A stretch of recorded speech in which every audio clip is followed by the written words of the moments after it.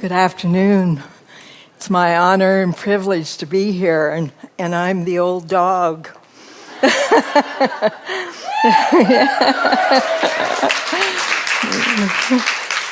So one of the things that's so important for us all to remember, one of the reasons that I wanted to come here and to be here is to celebrate the mystery of life's journey and the unexpected unfoldment of a life. And I've had the holy privilege, literally, of being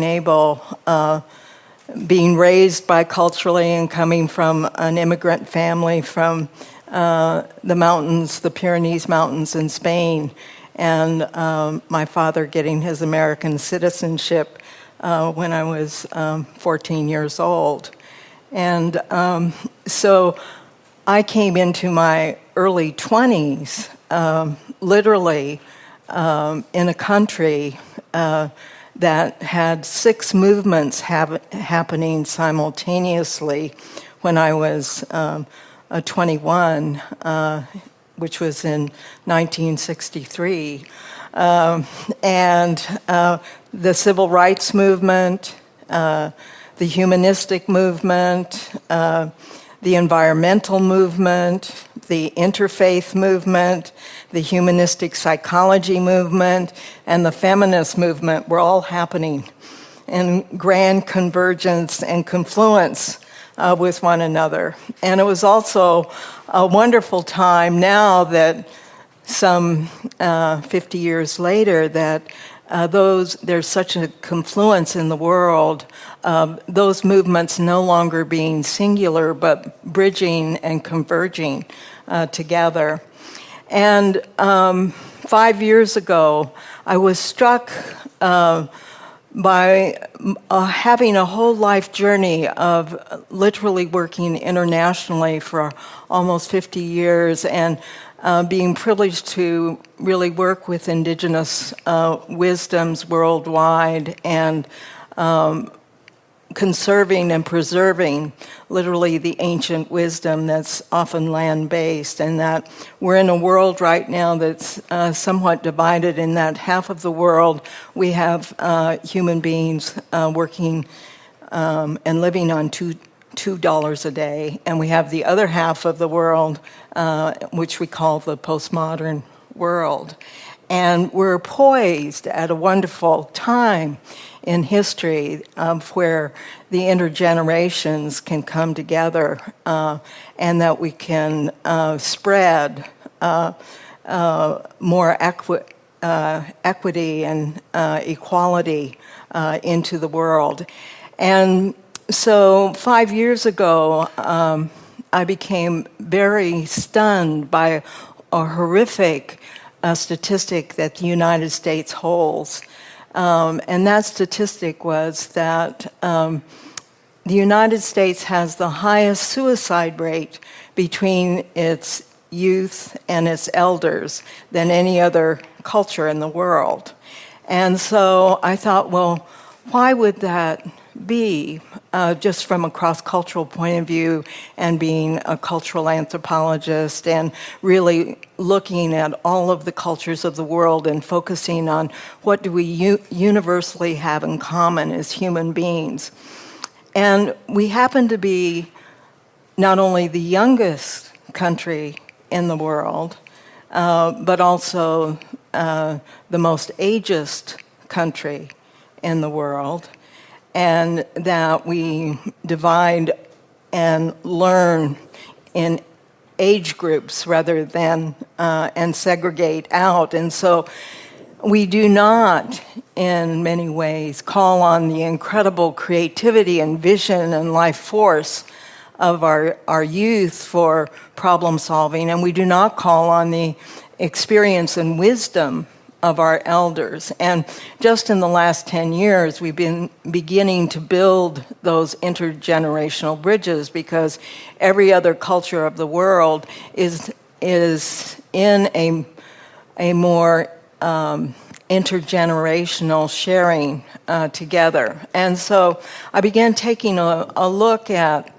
at cross-culturally, what are the things that we share, whether we're youth, which from a global perspective, youth is from the ages of 1 to 35 from a global perspective. And that midlife from a global perspective is from 35 to 50.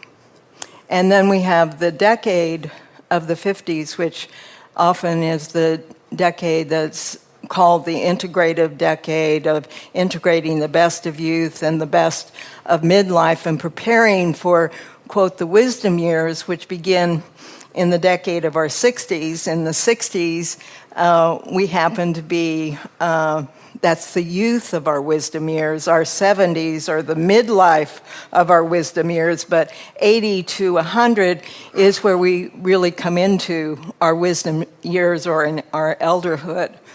And so it's also that regardless of what generation we're in, that every decade of our life there's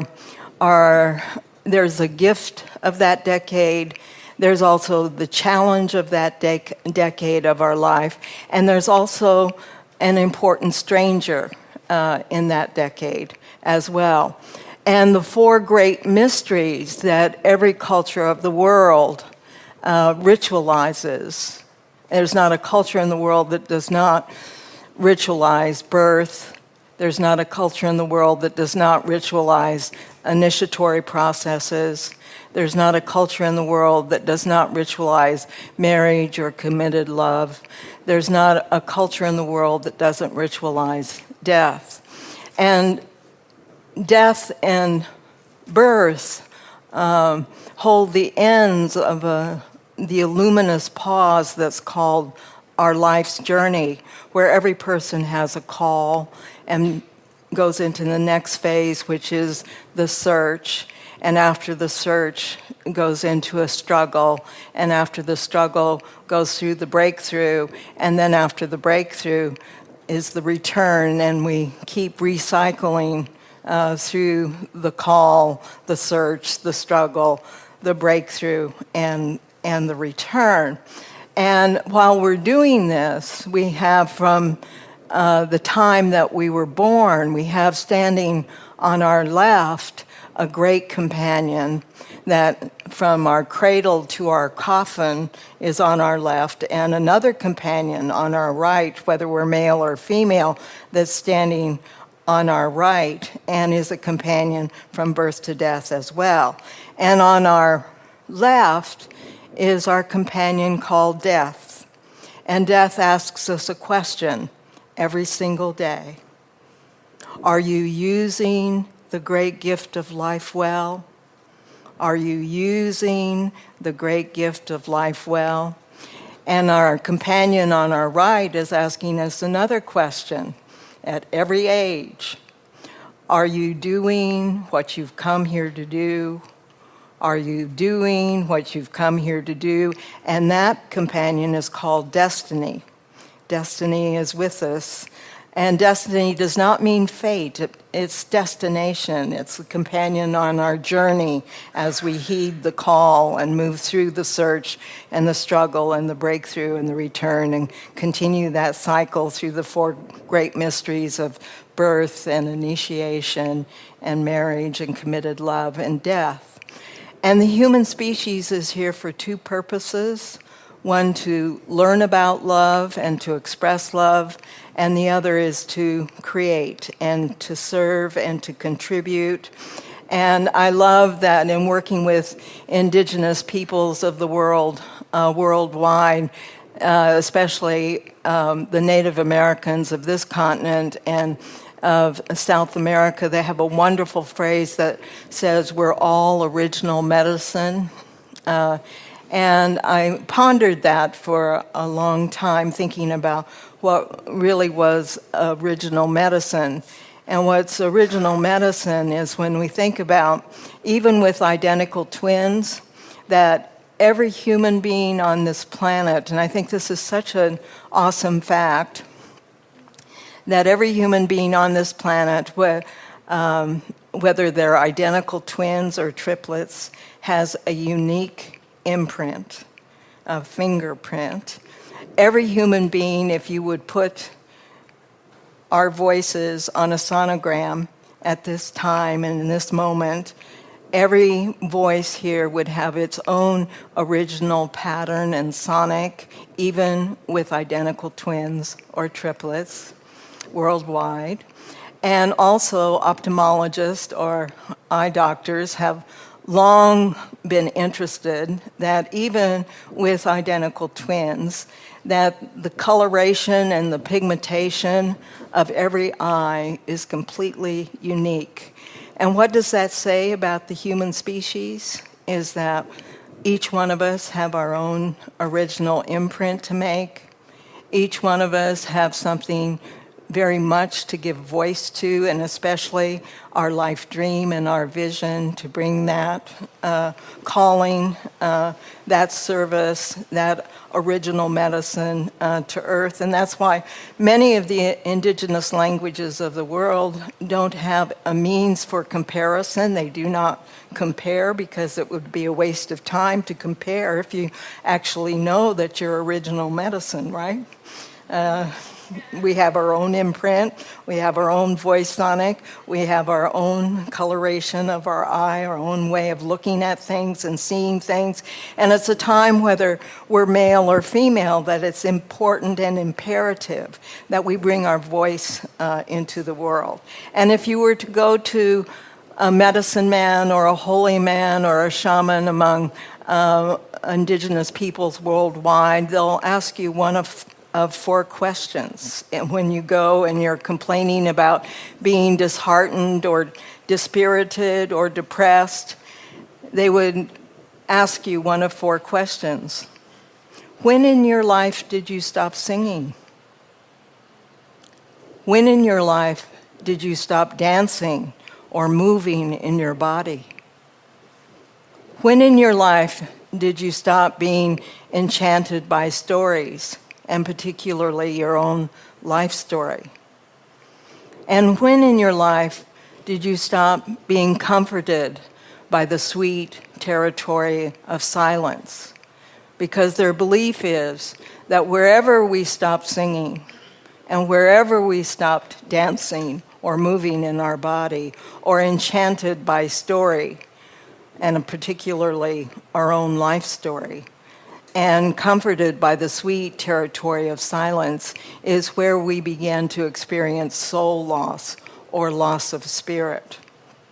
And so it would be important to ask yourself the question, when did I stop singing or bringing my voice forward? Because that's where I began to be self-conscious or doubt myself, or in some ways not really believe in my own imprint or my own sonic or my own vision in some way.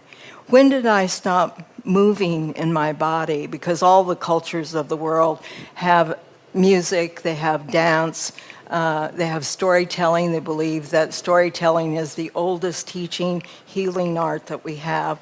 And all cultures in the world realize that in the sweet territory of silence, we discover and remember and recall the deepest mystery of who we are, the deepest mystery in contemplation and reflection. And we recognize that in many ways, life is a mystery to be lived rather than a problem to be solved. And cross-culturally, there are four ways all over the world that we have. There's not a culture in the world, for example, that doesn't have the way of the warrior. And warrior is an old-fashioned term for leadership, being visible, leading, contributing, making your imprint into the world. Because all cultures of the world have leaders and laws of governance. There's not a culture in the world that does not. And that's called the way of the warrior, or the way of leadership. And in order to be a leader, the first principle is that we have to show up, and to show up with right use of power and skillful means and courage. and the three powers that we have cross-culturally. And it said that any human being in any culture, if they walk with these three powers, they cannot be ignored. And the first power is the power of presence.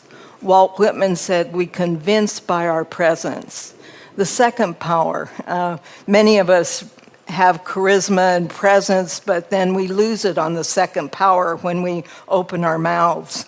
And, someone's charming across the room and then they open their mouth and it just doesn't match at all. A power of communication. Many of our politicians have great presence and charisma, and their communication matches, but they lose it sometimes on the third power when we scratch our heads and wonder where their stand is. We're not sure about their stance. And we could say that Mother Teresa had all three powers. She had presence, her communication, and you knew where she stood in the world. And Eleanor Roosevelt, in putting together the International Declaration of Human Rights, you knew where she stood and her power of communication and her presence. Her presence was so strong, and her communication and her stance was so strong that every biography around Eleanor Roosevelt describes two things about her: how utterly charming she was and how exquisitely beautiful and compassionate she was. And they always use the word beautiful, and she never saw herself as beautiful, but her spirit was so large that it transcended the body structures. And she is left with the mark of the three greatest adjectives that are ever applied to her are about charm, beauty, and compassion. And brilliant. But the brilliant is tagged on. We can say Martin Luther King had all those three powers. We can say Gandhi had all three powers. And the second way that we have cross-culturally is the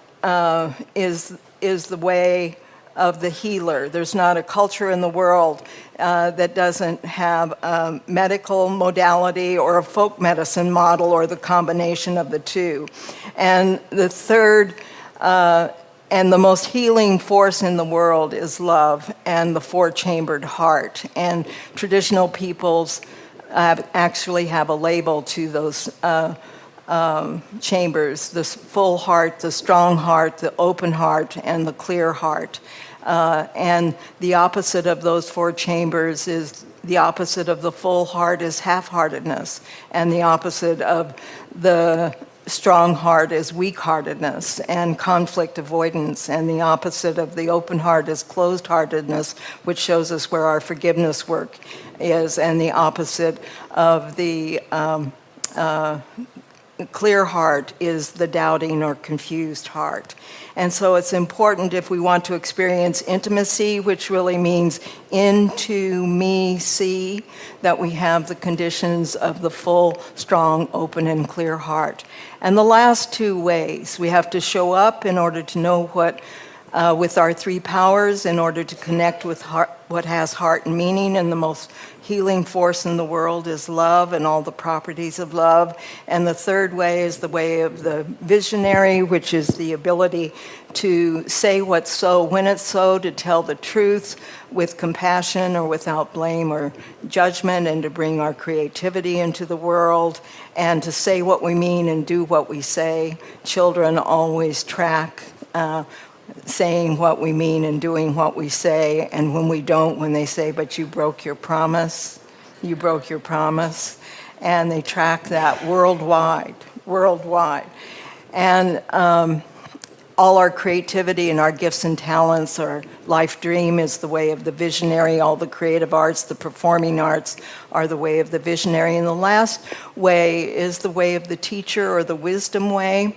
And there's not a culture in the world that doesn't have an educational system or a way of transmitting values and virtues, and also what has meaning. And so I leave you with the 4 principles that if we show up and we pay attention to what has heart and meaning, and we tell the truth without blame or judgment, or with compassion by saying what we mean, doing what we say, and saying what's so, that we're able then to follow the last way, the wisdom way, which is to plan well and prepare well, but to be open to outcome and not attached to outcome. And so I want to say that the one way that we can keep our hearts open is through one practice that's shared globally, which is the heart is always open if we can give gratitude. It's impossible to give gratitude from a closed heart. And so just the practice of gratitude every day. And so I want to thank all the speakers and everyone who has come today very, very much, and that we honor our ancestors because they've gone before us, the great-grandfather, the grandfather, the father, the mother, the teacher, the lover, the mate, the great-grandmother, and the the great-grandmother, the grandmother, the mother, the teacher, the lover, the mate. And they stand behind us, and they stand behind us every day saying, oh, maybe this one will be the one that will bring forward the good, true, and beautiful for all the past generations to come. Oh, maybe this one will break the harmful family patterns and the harmful cultural patterns. Oh, maybe this one will be the one. And we are the one. We are the one. So thank you. Thank you very much.